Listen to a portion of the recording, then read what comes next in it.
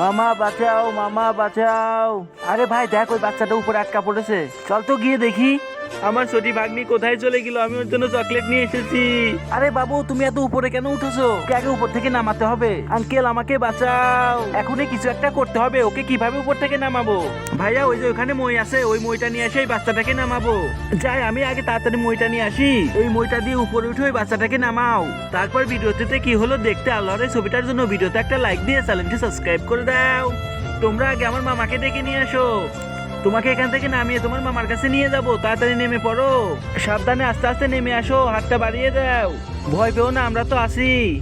এই রাজু, ওকে ধর, সাবধানে নামিয়ে দে নিচে। মামা বাঁচাও, মামা বাঁচাও।